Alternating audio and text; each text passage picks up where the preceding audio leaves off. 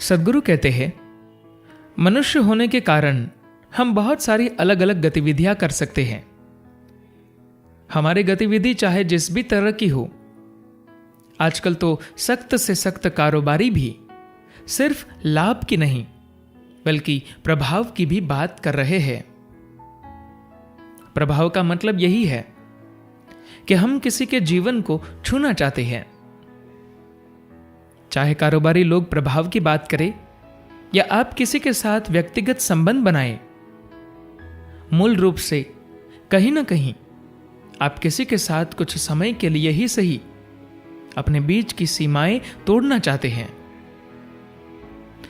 एक योगी होने का अर्थ यह है कि आप अपनी व्यक्तिगतता की सीमाओं को मिटाने के लिए तैयार हैं।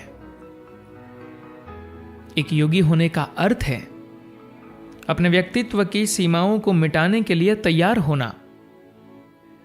किसी तरह से आप उन सीमा रेखाओं को मिटा देना चाहते हैं जो आपको ब्रह्मांड से अलग करती है। योग का अर्थ है कि आप उस और वैज्ञानिक ढंग से जाए। आपको कोई बहुत बड़ी गतिविधि नहीं करनी है, शारीरिक संबंधों में नहीं लगना है, किसी भी चीज में नहीं फंसना है। आप अगर जागरूकता से अपनी सीमाएं मिटाते हैं तो यहां बैठे बैठे आपको किसी भी अन्य गतिविधि से अरबों गुना ज्यादा का अनुभव मिलेगा और यह सब बहुत ही अद्भुत होगा। योग का सीधा अर्थ है अपनी सीमाएं मिटाना। इस धरती पर आपको हर तरफ जो मानवीय पागलपन दिखता है वह सिर्फ इसलिए है क्योंकि मनुष्यों ने कड़ी सीमाएं बनाकर रखी है। उन्होंने अपनी सीमाओं को इतना ठोस बना रखा है कि अगर दो लोग मिलते हैं तो वे झगड़ते ही हैं। योग का अर्थ शरीर को तोड़ना मरोड़ना नहीं है। नहीं, यह वजन कम करने या तनाव से मुक्ति दिलाने का कार्यक्रम है। इसका अर्थ सिर्फ यह है कि आप मैं बनाम ब्रह्मांड की मूर्खता को समझ गए हैं। यह तो एकदम पागलपन है कि आप उसके साथ मुकाबला करें जो आपके जीवन का स्रोत है। अब जब ये समझ लेते हैं तभी आप योग की ओर बढ़ते हैं। इससे कोई फर्क नहीं पड़ता कि आप इसे कैसे करते हैं। आप इसे असर कह सकते हैं, सेवा कह सकते हैं, जो चाहे वह कह सकते हैं। मूल रूप से जब आप समझ जाते हैं कि ये मैं बनाम बाकी का ब्रह्मांड एक बेवकूफी भरा मुकाबला है तो आप अपनी सीमाओं को ढीला करना शुरू कर देते हैं। यही योग है। इसका मतलब होता है असफल न होने वाला तरीके से उस और बढ़ना।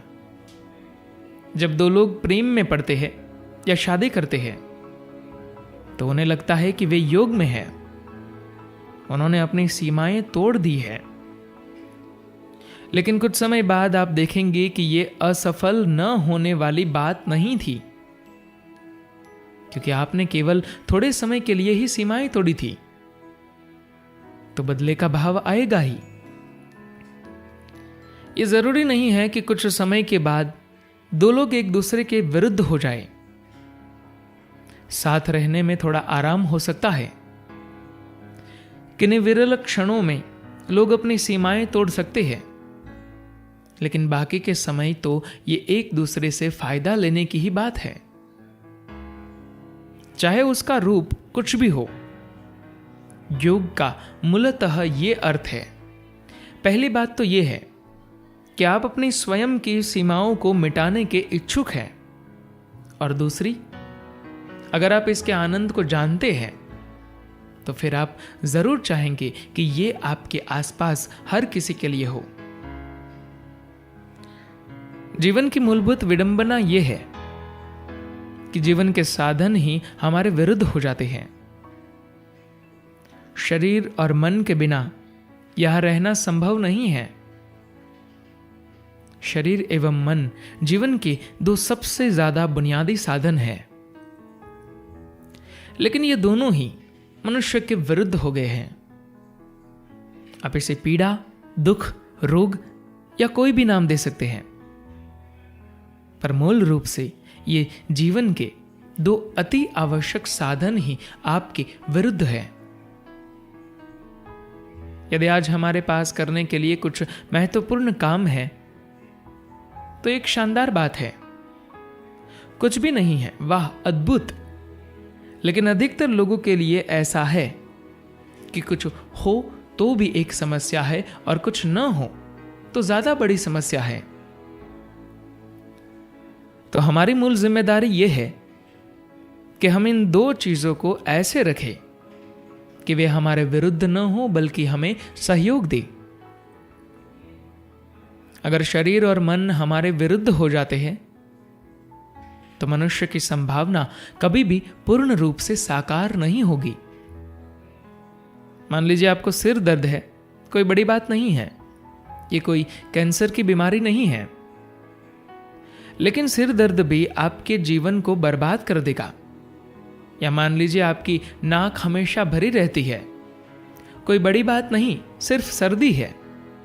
पहले तो आप कहेंगे इसमें क्या बड़ी समस्या है, लेकिन अगर ये कुछ वर्षों तक जारी रहता है तो आप देखेंगे कि आपका जीवन खराब हो जाएगा, आप कुछ नहीं कर पाएंगे। कोई कैंसर या हृदय रोग के कारण नहीं, सिर्फ सर्दी के कारण भी सब कुछ बिगड़ जाएगा। अगर ये शरीर या मन आपके विरुद्ध हो जाता है तो आप मनुष्यता की पूर्ण गहराई को, मनुष्य होने के पूर्ण आयाम की खोज नहीं कर पाएंगे। कुछ लोगों की एक समस्या है, वे इस तरह से जीते हैं कि उन्हें लगता है सारा ब्रह्मांड उनके विरुद्ध है। जब आपका दुश्मन ऐसा है तो फिर आप जी कैसे पाएंगे? योग का अर्थ है कि हर चीज, शरीर, मन, अस्तित्व, सब कुछ हमारे साथ ही काम करे, या बेहतर यह होगा कि हम इन सब के साथ काम करें। अब अगर कुछ होता है तो यह बहुत अच्छा है, पर अगर कुछ नहीं होता तो यह वाकई बहुत ही अद्भुत है। यदि आज हमारे पास करने के लिए कुछ महत्वपूर्ण काम है तो यह एक शानदार बात है, कुछ भी नहीं है, वाह अद्भुत। लेकिन अधिकतर लोगों के लिए ऐसा है कि कुछ हो तो एक समस्या है और कुछ न हो तो ज्यादा बड़ी समस्या है। योग का अर्थ यह है कि आप हर चीज का एक हिस्सा बन जाते हैं। आपका व्यक्तिगत अस्तित्व तो है, पर आपकी सीमाएं ठोस नहीं हैं, वे छेददार हैं। इसके कारण किसी न किसी रूप में हम सब कुछ बन गए हैं और हम किसी भी चीज के साथ आराम से रह लेते हैं। अगर आप वास्तव में अपनी सीमाओं को खोल देते हैं और यदि अस्तित्व तथा उसका स्रोत आपके साथ काम कर रहे हैं तो जो होना चाहिए वह होगा। यही योग का अर्थ है। हर किसी चीज के साथ एक लय में होना, और यह बस इसलिए होता है क्योंकि आपने अपनी सीमाएं ढीली कर दी है। जब आप अपनी सीमाओं को छेददार बना देते हैं तो जीवन रिस रिस कर अंदर आता रहता है। फिर आप अपने शरीर और मन के बंदी बनकर नहीं रहते। धन्यवाद।